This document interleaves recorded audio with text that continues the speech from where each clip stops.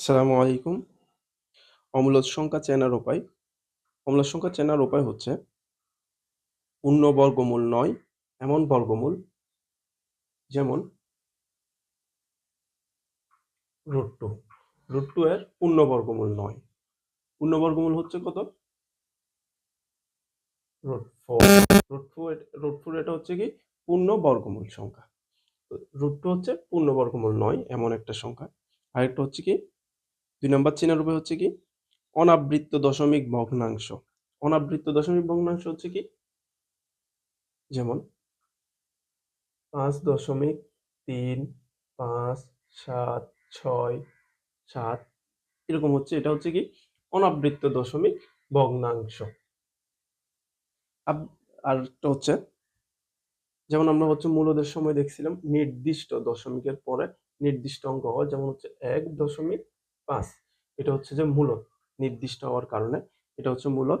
আর এটা হচ্ছে যে অনাবৃত্ত দশমিক ভগ্নাংশ অনির্দিষ্ট থাকার কারণে এটা হচ্ছে কি অমূলদ সংখ্যা। 2 নম্বর হচ্ছে যে পাই। পাই একটা কি অমূলদ সংখ্যা। পায়ের মান আমরা জানি 3.1415 . এটা হচ্ছে পায়ের মান। পাই একটা অমূলদ সংখ্যা। এরপর আসছে হচ্ছে পূর্ণ গণমূল নয় এমন গণমূল আর কি, যেটা হচ্ছে পূর্ণ গণমূল নয়। যেমন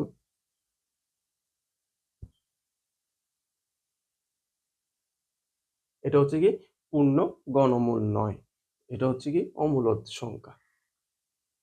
আরেকটা হচ্ছে যে দুইটা পূর্ণ সংখ্যাকে অনুপাত রূপে যদি প্রকাশ করা না যায়, দুইটা পূর্ণ সংখ্যাকে যদি অনুপাত রূপে প্রকাশ করা না যায়, যেমন হচ্ছে যে মনে করেন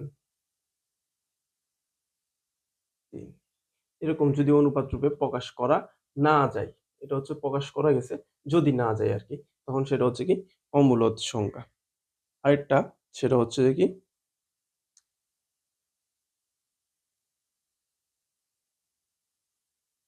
আরেকটা হচ্ছে কি এক্সপোনেনশিয়াল, যেটার মান হচ্ছে যে 2.718 ডট ডট ডট। এটা হচ্ছে কি অমূলদ সংখ্যা। আমরা